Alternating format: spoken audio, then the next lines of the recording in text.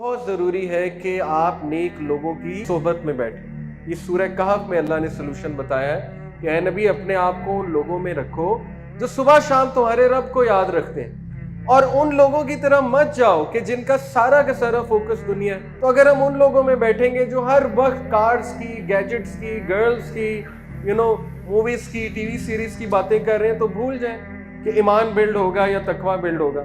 जाहिर है कि वो बातें सुन सुन के हमारे अंदर भी दुनियावी शौक पैदा होंगे। माल की हिर्स ने, माल कमाने के कंपटीशन ने, दुनियावी कंपटीशन ने इनको डाइवर्ट कर दिया, हत्ता ज़ुरतुमुल मकाबिर, यहाँ तक के कब्रों को पहुंच गए। कल्ला सौफ तअलमून सुम्मा कल्ला सौफ तअलमून, then they will come to know, and yes they will come to know. अब देखें, ईमान बूस्टर है ये सूरह, और कितनी अच्छी बात है कि इंसान का फियर ही हो कि यार मेरा ईमान ना चला जाए। ओके, प्रोटेक्ट योर ईमान। मैं ऐसे यंगस्टर्स को जानता हूँ माशाल्लाह, मैं आपको मोटिवेट करने के लिए मिसाल दे देता हूँ, जो लिटरली अपने ईमान को ऐसे प्रोटेक्ट करते हैं जैसे कि बहुत ही कीमती चीज़ होती है। ओके, कैसे?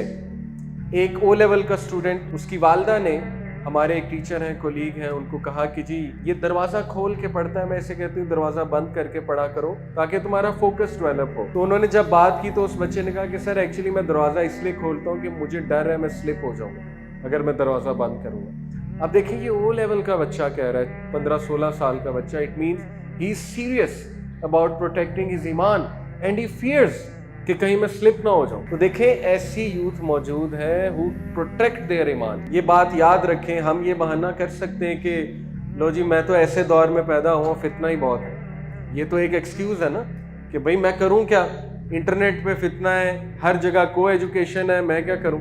तो देखें, अल्लाह ताला तो अनजस्ट नहीं है। ये तो इनजस्टिस है कि आप में सकत ही नहीं है एक चीज की और आपको उस दौर में पैदा कर दिया गया। ये तो इनजस्टिस है, लेकिन ऐसा नहीं है। अल्लाह सुब्हानहू व तआला ने आपको अकल दी है, नफ्से लव्वामा दिया है, ज़मीर दिया है, जिसको प्रोटेक्ट करके आप अपना ईमान बचा सकते हैं। कोशिश तो की जा सकती है ना, इसलिए एफर्ट करें, नेक लोगों में बैठा करें ताकि आपका ईमान जो है वो बूस्ट हो।